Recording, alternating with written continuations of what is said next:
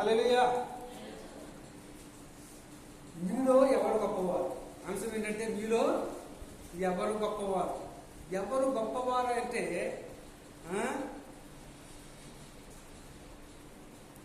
ఒక తల్లి వచ్చి అయ్యా కుడి వైపున ఒకరిని ఎడమ వైపున ఒకరిని కూర్చున్నటకు సెలవిమ్మని అడిగింది.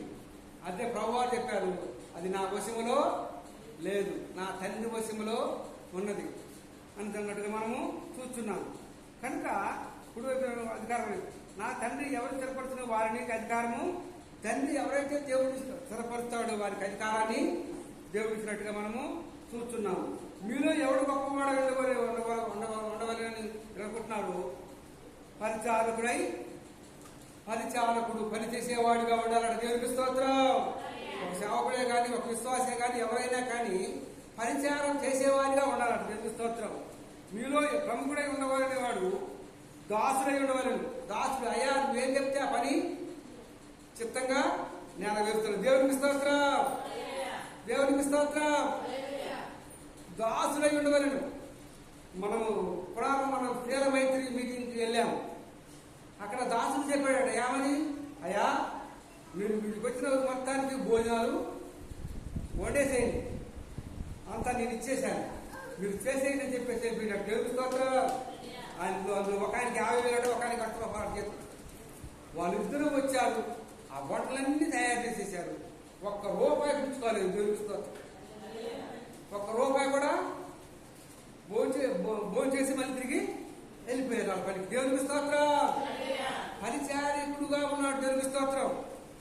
అలాంటి యొక్క సంఘం అబ్బాడు నాకు ఎంత సంతోషం వేసిందో. దేవునికి స్తోత్రం. దాసుడైనవాడు.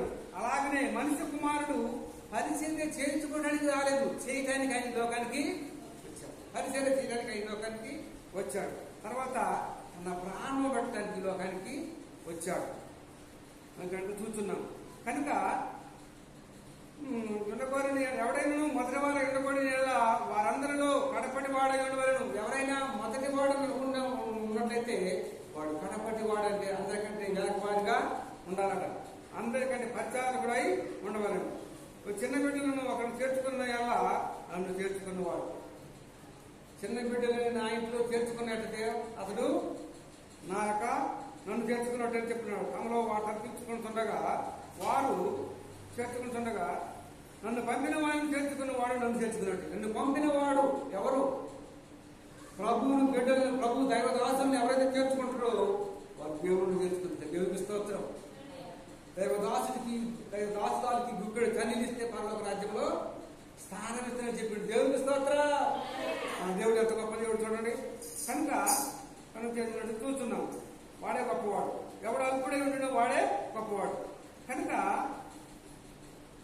చిన్నబిడ్డలను ఆటంకపరచవద్దు. దేవునికి స్తోత్రం. దేవుని సన్నిధికి వచ్చే వారిని చిన్నబిడ్డలని ఆటంకపరచవద్దంటున్నాడు.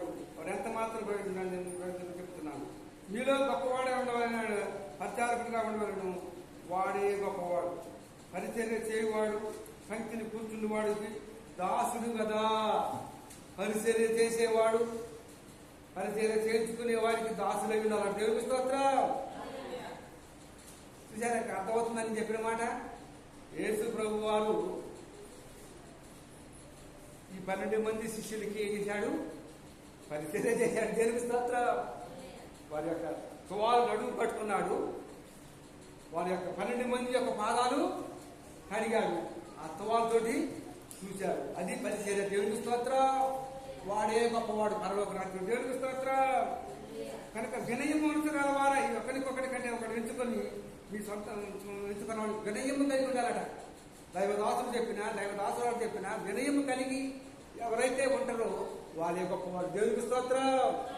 అంతటి గొప్ప భాగ్యాన్ని ఇచ్చిన దేవాతి దేవుడికి ఎన్ని చెల్లించినా తక్కువ. కనుక కొద్ది మాటలు ముగించిన కాక కృష్ణ పరిచయం చేసిన ఛానల్ యూట్యూబ్ ఛానల్ సబ్స్క్రైబ్ చేసుకుంటూ కోరుతున్నాము. ఆమేన్.